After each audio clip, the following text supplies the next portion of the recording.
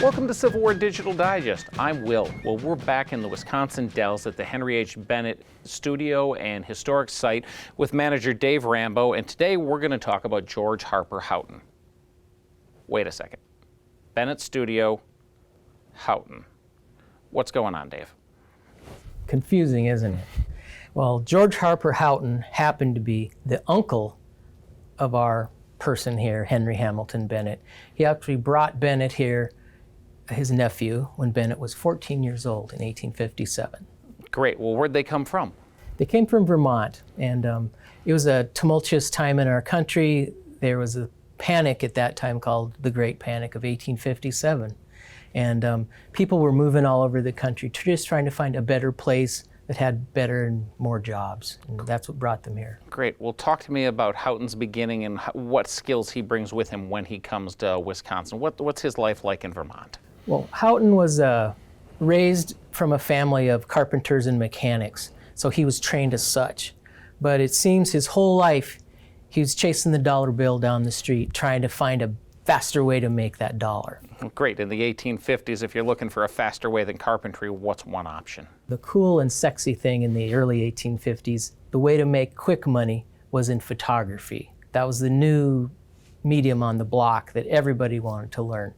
It seems Houghton went and studied with a man named James Lovell in 1851 or 1852 and learned the daguerreotype process. Great. And so does he bring that process here? He moved here in 1857, and his main intent was to open a planing shop and do cabinetry and cabinet making.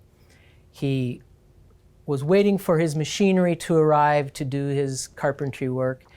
During that time, he was invited by a photographer, an itinerant, to go to a little small town next door. And at that time, he was introduced to the newest process, which was called wet plate photography. It caught his interest, and within 2 or 3 months, he had opened his own shop here in Kilbourne City, doing his carpentry 5 days a week and photography on Saturdays. Well, wait a second. That seems like a good mix for somebody, but you just said Kilbourne City. We're in the Dells. Okay. Well, Kilbourne City became the Dells, or was renamed the Dells, in the early 1930s, when this was mainly known for the Dells and the tourism. They thought it would identify better with Dells. Great. Well, talk to me about Houghton. Does he stay here? He starts the Civil War from here, right?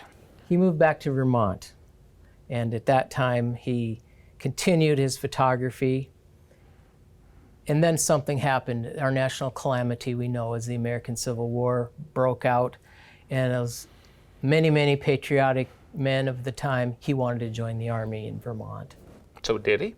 He tried, and he was refused because of his infirmity of body. He just wasn't well enough. They didn't feel to take on the rigors of Army life. Well, those of us who know anything about Civil War soldiering knows that a whole lot of people were taken in 1861. So either somebody's being very honest in a way they normally weren't, or this man had no business being in the ranks. Whichever case that is, what does he do? Well, he was not to be denied. So he was going to be with the Army one way or another. So he and a partner named George Salisbury from Brattleboro, Vermont, put together a little wagon with supplies, chemicals, plates, a camera, and they purchased a tent with a skylight in it. And they went to what today is called Langley, Virginia, which at that time was called Camp Griffin. And they camped in and amongst the Vermont soldiers there and took images in the field of those soldiers. And that's fairly uncommon for photographers at that point, right? It really is. Of the supposed 10,000 photographers in the country in the eve of the Civil War, less than 1% actually went out and traveled and took outdoor photos. So very rare to see a photographer, especially in the war arena. Great. Well, take a minute. Talk with me about what we learn from Houghton's photographs. What do we gain from a field photographer as opposed to somebody who stays back in their studio? Houghton's clientele were the soldiers in the field. He arrived in late summer of 1861. The soldiers were already going into what they call their winter quarters or their winter camps. So what we see is a reflection of soldiers' life in the off season, in the winter camps, in their camps, drilling and doing their daily routines. He did not really capture the battlefield and the dead and others that other photographers did. He did more the soldier's life and the way it looked in camp.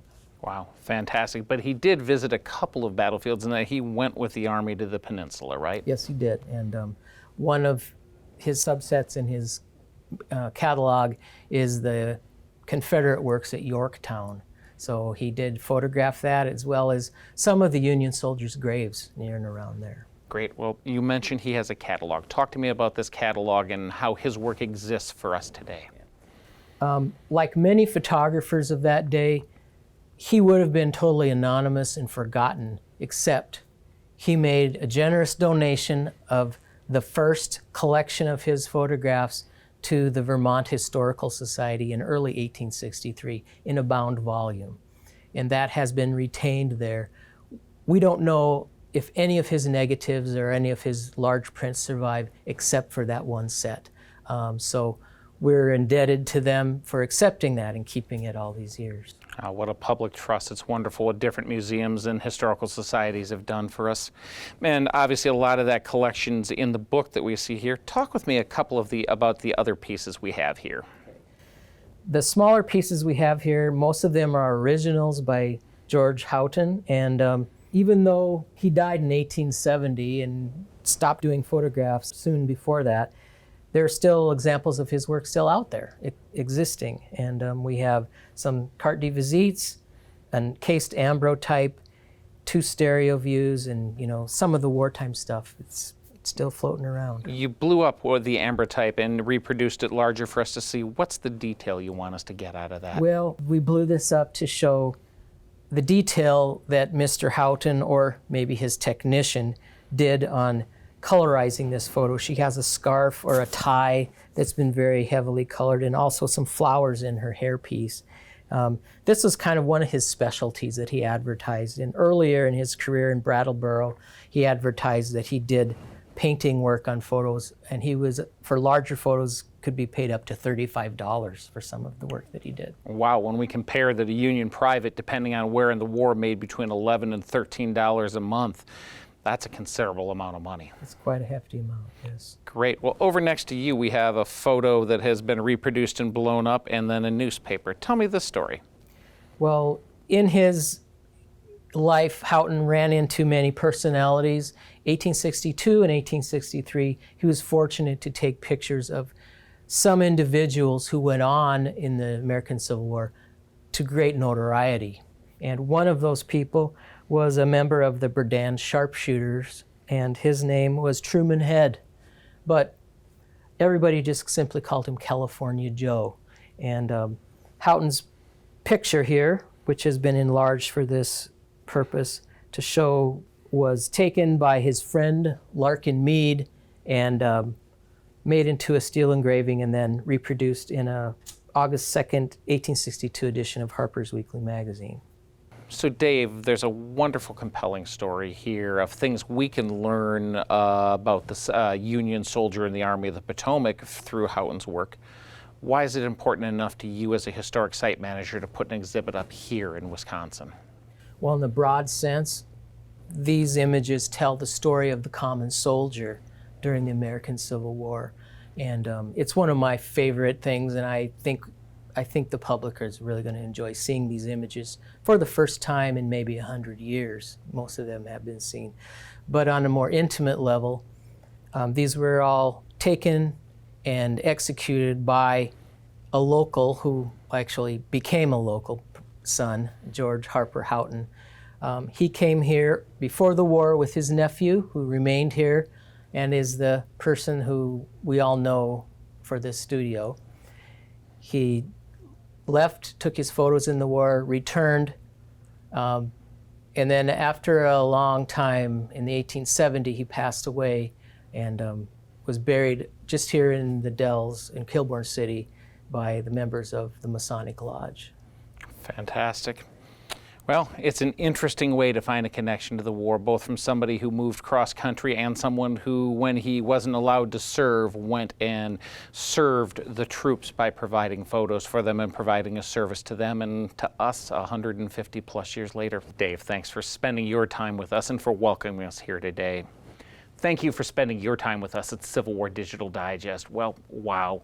The Wisconsin Historical Society is putting together an exhibition that they wanted to tell us about based on 150 years of conservation of a photographic catalog by the Vermont Historical Society.